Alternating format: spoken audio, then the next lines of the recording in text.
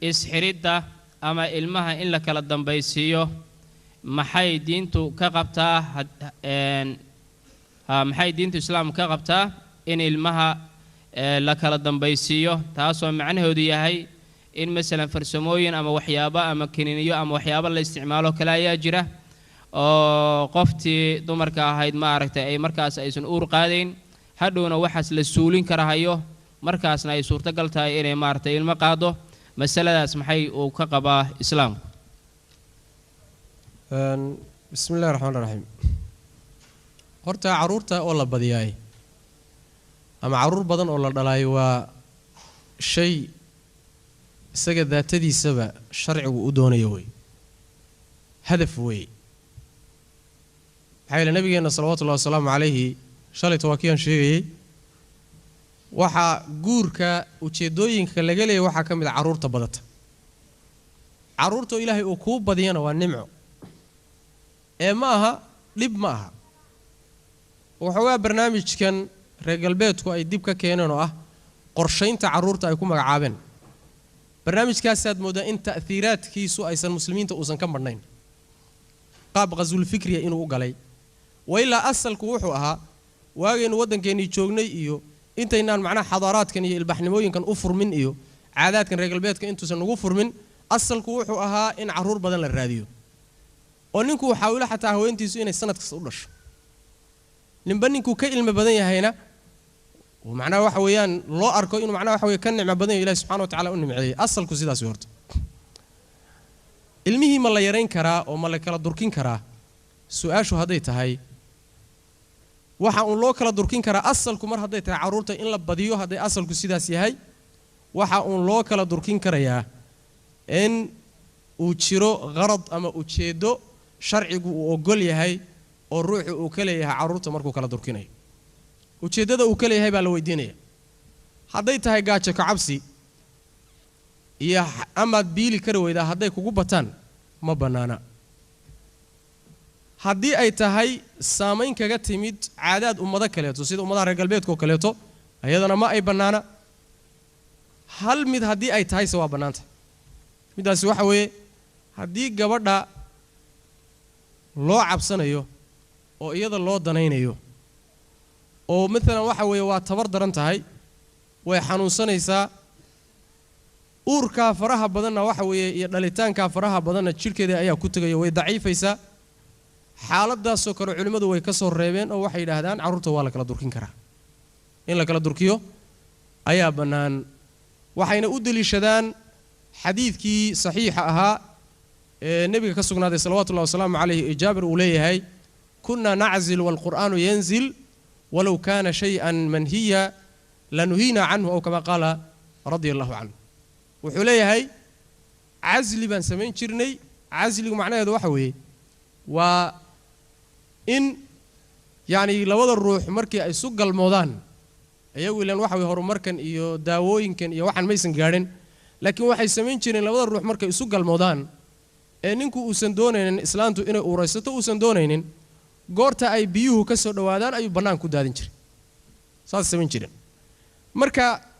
wasaasaanu sameyn jirnay buu leeyahay quraanka ilaahay oo degaya nalagamana reebin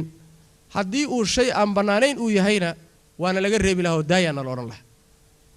waxay u daliishadaan xadiidka marka haddii ayna ahayn dantu haday tahay ama gabadha loogu danaynayo waxoogaa ay ku dhibaatoonayso oo dacfi jismiga soo gaadhayo oo tabardarra ay ku imaanayso sababku hadduu sidaas yahay waa la ogol yahay laakiin waa inaan bilkulliya loo goynin waana in kolba lagu wado sida gabadhu ay u soo kabato oo macnaha ay u xoogaysato haddii laakiin ay ujeedooyin kale ka dambeeyaan oo caruur yarida aad iska jeceshahay ama macnaha faqri baad ka cabsanaysaa inaad biili weydaad ka cabsan ama ujeed waxaba ku ta'thiriya xadaaraad kale ku saameeyay kullu dalika ma ay banaana marka ujeedada aad u sameynayso ayaa xukunka sharcigu uu ku xirmayo oo qaadanaysa wabillahi tawfiiq su'aasha ku xigta waxa weeyaan walaal culimada qayb waxay noo sheegeen in dahabka deyn aan loo bixin karin qaybina in loo bixin karo marka si wada jir ah waxa uu kitaabku Allah ka qabo noogu sheeg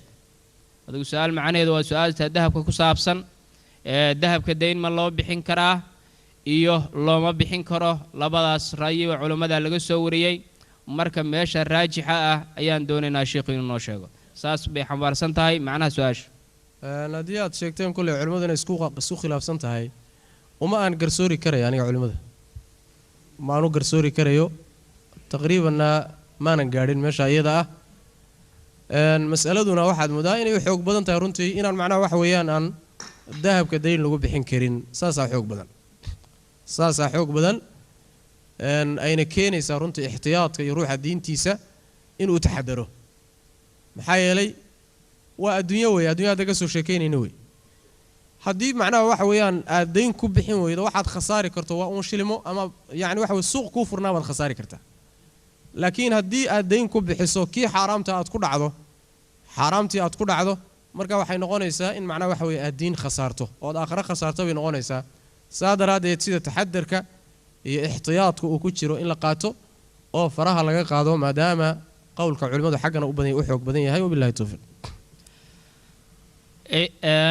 aadaanka lagu aadaamayo marka ilmuhu dhasho ma shaydaanka ayaa lagaga ridayaa macnaha ma shaydaanka lagaga reebayaa marka uu maaragtay ilmaha